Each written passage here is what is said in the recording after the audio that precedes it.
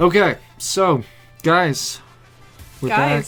We're back. We're back and we're going off script. Kind of. Kinda. We tried pure off script, Just like a in the little good off old script. days, but... Wow, that's a lost recording now. it is. You'll never know It's what just, we said. you know, It's for your subjectively- benefit, It is. really. It's not, I mean, it's easier to edit, I guess, but it's really for you guys because, boy, do we They are ramble. tangents. They are tangents. Um, But we have bullet points now. yeah, Let's see, the first bullet So- point, we're back. Done. okay, that's the most important We got one. it. And, So, today, yeah. we are going to be making the first gym leader for the Maza region. Yeah. Now, this was really requested, and We have a lot of Pokemon now at this point, but we haven't really explored any other elements that go into a Pokemon game. we don't have a protagonist, we don't have we don't have gyms, antagonists, we don't have a we map, don't have the rival, we don't have a rival. or do we? Well, maybe that'll change. So we have a lot of different things that we want to start addressing now.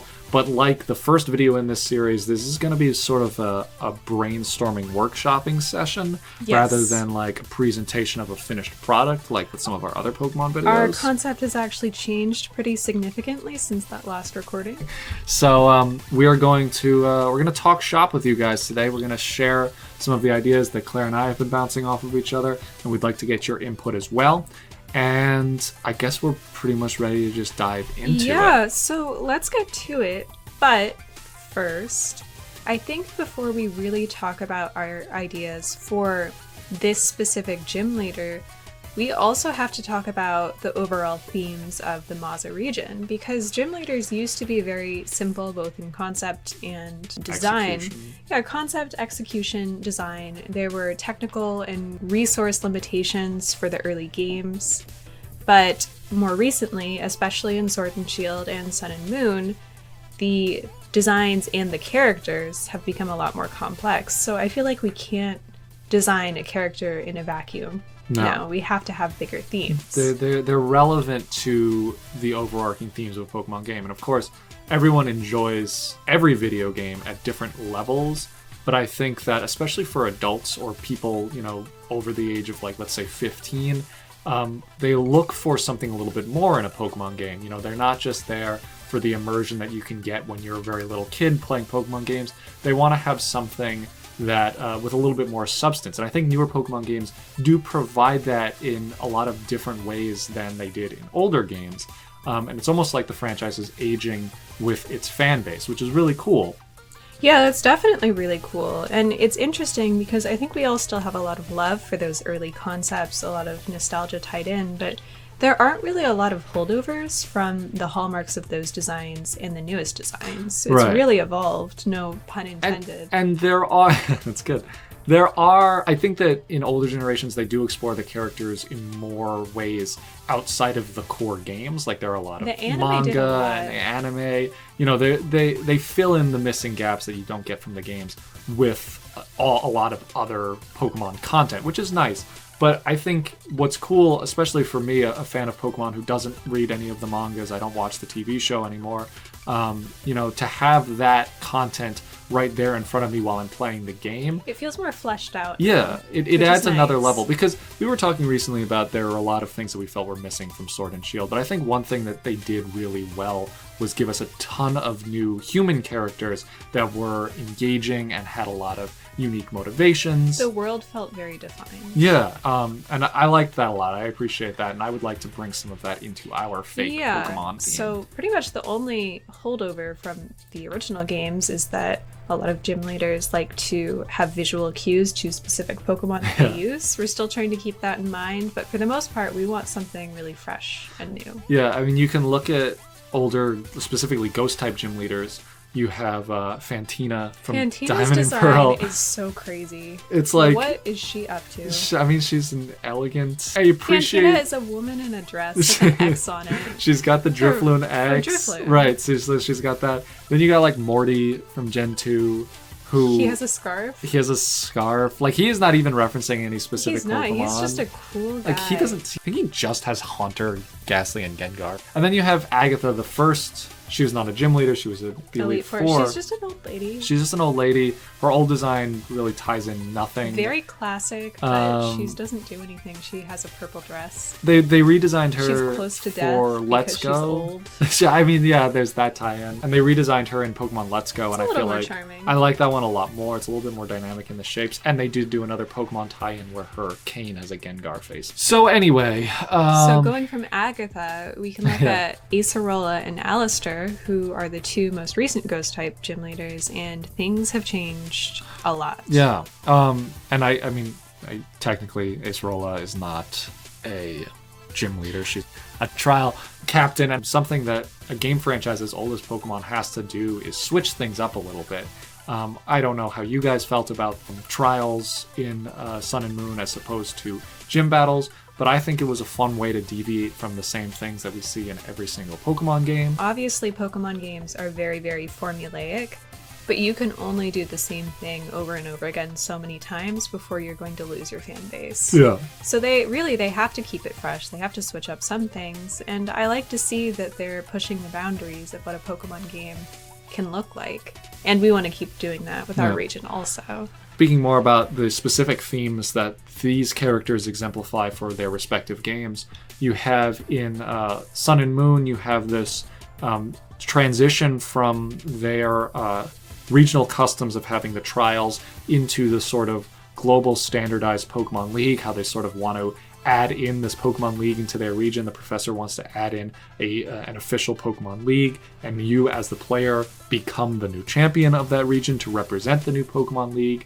But then I think Sword and Shield is the most on the nose. Oh yeah, like, it's just UK. It's the UK. Like, they have your gym leaders in this story are so centered around the sort of glorification of sports. How in the UK there is such heroism that is associated with players and athletes. Not even like just heroism, but like hero worship. Yeah, that is reflected, I think, in different ways with each of the gym leaders, which is really cool. And especially with the Ghost Gym leader, Alistar is sort of exploring. He doesn't want to be a star. Yeah, he's exploring the effects that stardom have on someone who maybe does not want to be a star. He is essentially he's just a kid. A champion superstar athlete who never shows his face. Like, imagine what that would be like in real life if there was, you know, a 10-year-old kid who was the best soccer player in the world, but he was so scared to show himself in public that he wore a Shy Guy mask. So, since we just said in Sword and Shield, the main theme of that Pokemon League is athleticism, stardom, and the pressures that come along with it. So Alistar is an example of kind of subverting that theme and seeing a negative aspect of it. So he's a shy kid, but he's still dressed like an athlete. Right, he has to wear that uniform, and he has to sort of conform to this theme that all of the other gym leaders in his region have set for him. Now, when we first started doing sketches for this, all we really had in mind was that it was going to be a ghost-type gym leader, and that it was going to play off of... It's for the Maza region, right, it's the Maza region, on... where we draw a lot of inspiration from Mexican culture. Yes. So right off the bat, we were like, okay, so obviously Day of the Dead. Like, we want to sort of bring a new twist, because a lot of, in a lot of Western cultures, and in Japanese cultures too, the idea of death is mournful, it's sad, it's loss, it's despair, a lot of gray tones, a lot of purple tones, a lot of dark muted colors sort of represent those themes. But we can totally subvert that in our region, because in the Mexican culture, death is not a sad thing the way they celebrate it on the Day of the Dead. It's a celebration of life rather than a day of mourning. And most importantly, it's remembering the people that you had in your life and not, losing them because they're no longer with us physically. It's also great for a starting point for a design because it's so colorful and has such iconic imagery. Yeah. So we started this process by kind of just sketching out ideas. Claire and I both did 2 sketches to sort of loosen up and explore some visuals that we could use to represent the themes that we were just talking about. So Day of the Dead, and sort of bringing a more vibrant, more life-filled take on death and ghost types, and bring that into our designs. We both kind of had one design that was more rooted in a very traditional approach to the Day of the Dead and adapting that imagery, and then one that was a little more youthful, which is interesting. Because I had one design that was kind of just an old lady and was less celebratory and sort of played more into the ominous side of death. She doesn't really look happy. She doesn't really look excited. She's got kind of this sinister look, kind of defeated, kind of sad, kind of grim. And I figured I'd throw that one in there too, just to try both ends of the spectrum, because then my other sketch was this very young, very colorful character that was still wearing like the face paint for Day of the Dead, and had the roses in the hair and all that kind of stuff, but she was wearing more of like a modern streetwear kind of hip-hop look, where she's got like the baggy pants and the poofy crop top hoodie, and the big high top shoes, and sort of using that hybridization of modern youth culture and traditional Mexican Day of the Dead themes. And so that kind of got us started talking about how young people, the newest generations, really embrace traditions that are very old, and the differences between generational celebrations of culture and heritage. And as we were talking about that, we realized that we needed to have a stronger theme for the region. Because usually when you're designing a character, if you want a really strong character design, you have to have something more than just visuals to create that character design out of. You need to have something that you can say out loud first, and then explore that in a bunch of different ways visually. Yeah, we realized just having Maza as our backdrop wasn't enough context for a compelling character. Right, because like we were saying, we really like the gym leaders in Sword and Shield, and part of what makes them such a strong group of characters is they all share one common theme, which is that they are working as a group to both entertain and improve themselves. Those parts of each one of their character designs can be explored in different ways. So you have a character like Alistar, like we were saying, who shies away from the spotlight, and then you have someone like Rayhan or Leon. Leon really embraces the showboating. Right, who really likes that kind of attention. You have like Opal, who likes the glitzy and she's sort of been there for a long time. Mm-hmm. She's used to that kind of lifestyle. And then you have characters like Nessa and Bee, who take it very seriously and are less interested in the glamour side of it. It's really a robust cast with a lot of variation between all the characters, and it just gives the league a lot of depth overall. So we realized after doing these initial sketches, we needed something like that, or these characters would just feel flat. So we thought about the inspiration for the Maza region, and since Day of the Dead was fresh in our minds, we decided maybe themes of family, heritage, tradition, and generational differences would be a good way to go. Yeah, and specifically the generational differences, the way that the different generations experience and celebrate their cultures and share their cultures, because I think that that's an important thing to explore in a much more broad sense. It applies to all sorts of different cultures, and it applies to... Yeah, I think it's something like, no matter where you live, you're going to be able to identify that and link that basic theme to your own life. Yeah, and I think it can be explored in a way that is very engaging for everyone. We stuck with that theme. We thought, okay, how can we bring that into this world of Pokemon battles and gym leaders, and how can the player progress through this exploration of that theme the way that Pokemon games have done in the past.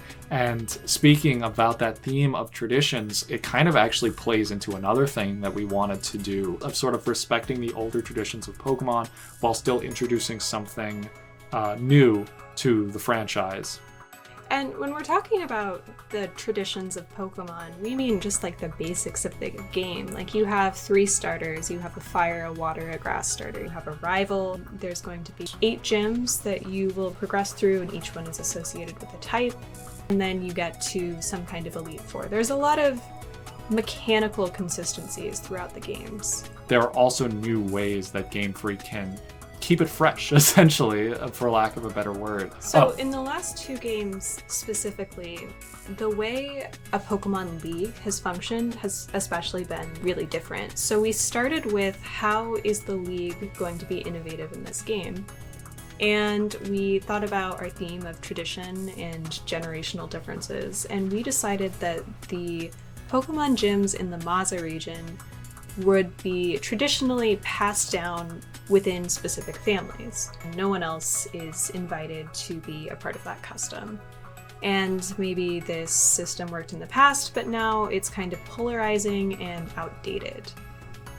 Yeah, so we're going to introduce that theme. We were thinking we were going to introduce that theme with a character who is directly affected by this tradition. A young girl who has inherited her Ghost-type gym from her mother, her grandmother, and families and generations before her, kind of without her saying that she wanted to do it. She's sort of the first person in her family to say, listen, maybe I don't want to be a gym leader. Rather than feeling like it's an honor, to her it feels more like a burden, and the player character is going to meet her pretty soon after she's inherited the gym. Right, so we're imagining that this character has just come into maybe her first year as a gym leader and is sort of unwillingly thrown into this position of responsibility and power. She feels like she isn't able to communicate her objections to her family. Yeah, and she can't really say anything. She doesn't really have a choice. She's still very young. And actually, we were basing part of this idea off of an initial concept that we had for maybe the gym leader being two characters, an old lady and her granddaughter. And we were like, yeah, maybe not both characters fighting both characters at once, but maybe including that relationship between the gym leader and either their granddaughter or their grandmother. So what we ended up doing was that the grandmother had once ran the gym as she inherited it from her mother, and now she's passing it down and expects the same from her granddaughter. So the grandmother will still be an important character in the story, but she will not be directly involved with the player in terms of someone that you battle. Maybe she will come back later. Maybe she'll come back. A lot of this is still again. It's like we're workshopping. And if you guys have ideas in the comments, feel free to say something, because we'd love to incorporate good ideas. So we have this sort of established idea in our head now that our Ghost-type gym leader is going to be a young girl who has come into this gym as part of a family inheritance.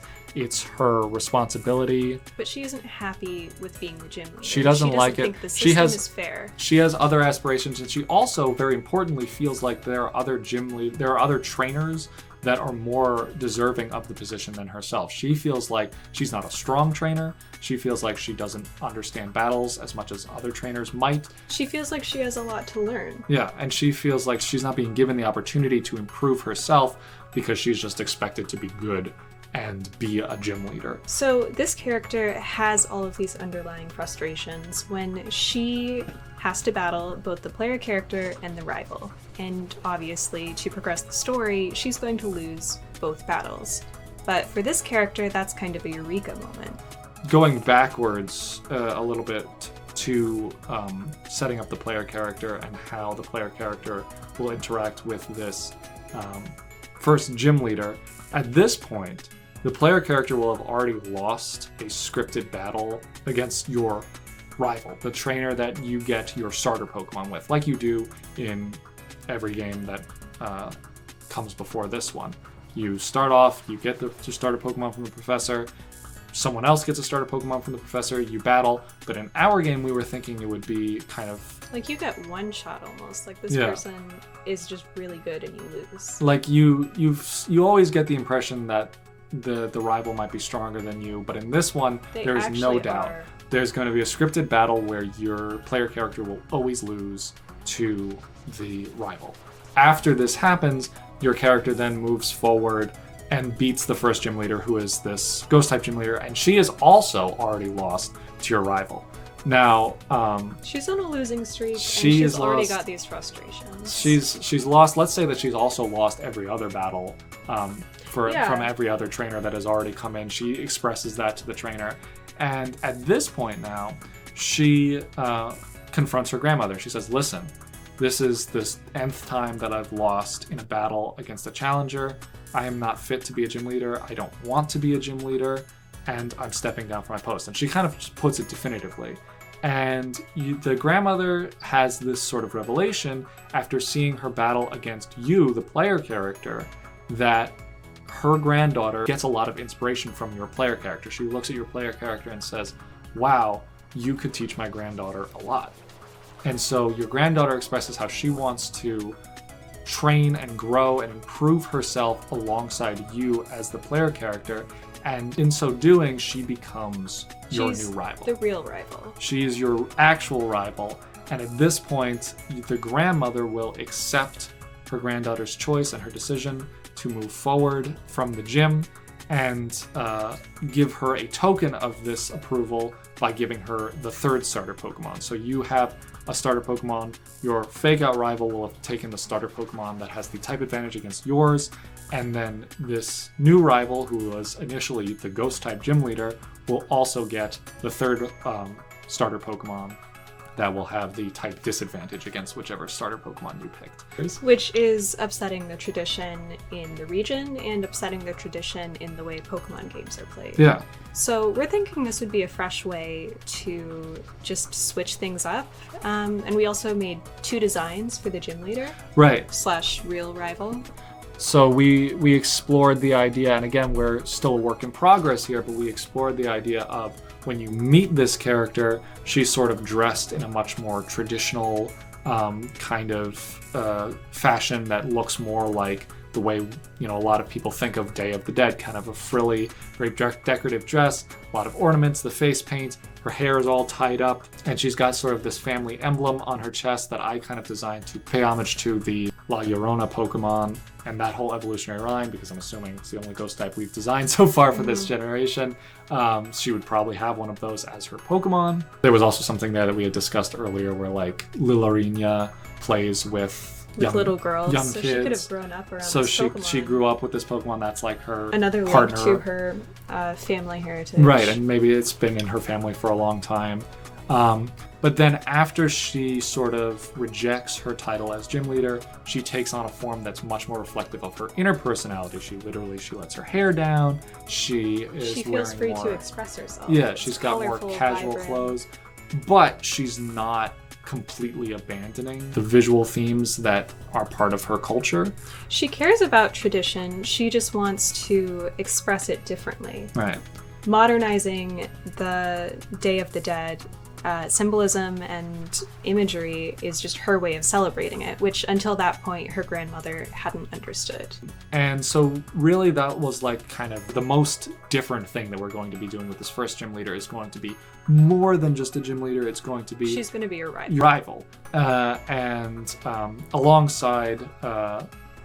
or not alongside, right? Because the other rival is going to stay as the gym leader. That's something we haven't We're still thinking about that. I'm I was thinking that it's important that that the first rival actually expresses a desire to be at this new gym. Well, I don't know. That can be tweaked a little bit, but for now, we're just talking about the Ghost-type gym leader, and the Ghost-type gym leader will certainly start off as a gym leader, but end up as your rival, and there's going to be a very dramatic change in their design between when you first meet them as the gym leader and when you see them again as your rival. So that's sort of the key thing that we want to explore with their design, and in terms of themes that we want to keep in mind, the first iteration of this character is going to be very traditional looking, and visually look upset and frustrated and stubborn and unhappy and uncomfortable, whereas her second iteration, which is much more true to herself, she's much more free, she's unencumbered, she's got a lot more energy, she's more excited, and she is ready to take on whatever new challenges lie ahead for her.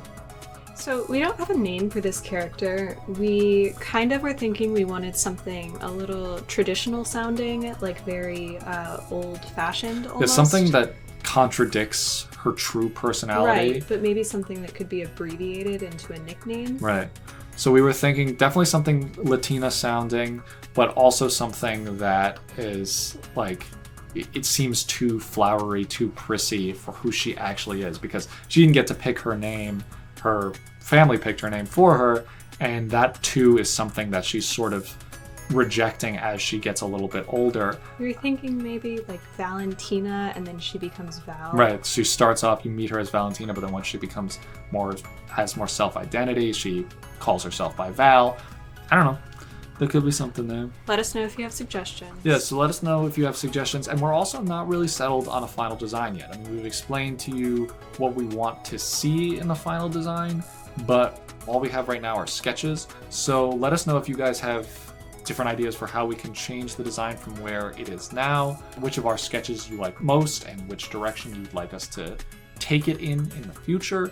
Also, let us know who should the next gym leader be. What type should be Gym 2? Yeah, it's very uncommon for a Pokemon game to introduce the world with ghost type Pokemon, because they're kind of a difficult type to understand. Yeah, we figured it would be okay because we have Tachupi as a very early encounter for the player, the dark type Pokemon. But you know, it's still kind of a risky decision, but we thought it would be cool just to set the tone for the Maza region. So let us know what you think about that also. Well, that's pretty much all we have for you guys today. Sorry if it was a little bit rambling. It is. As much We're as off script, we, so we're brainstorming as we're talking to you guys. Yeah.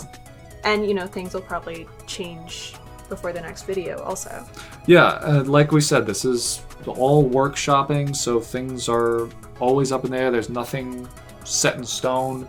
Nothing about this game at this point is concrete. Who knows, we might even end up scrapping some of the Pokemon designs. I don't know. It's all up in the air. So leave your input. Tell us what you think. Tell us ideas for other gym leaders. Tell us how we can improve this one, how we can change her, and what you think of our revolutionary idea of switching up the way the rival mechanics work in the game, and how the rivals are introduced to the player character. Alright guys, thanks for watching. If you enjoyed this, don't forget to leave a like and subscribe if you haven't already. We are not a Pokemon channel, but we do a lot of Pokemon content, so if you'd like to see more of that, don't forget to subscribe and stay tuned for more. Thank you guys for watching. Yeah, see ya. Bye.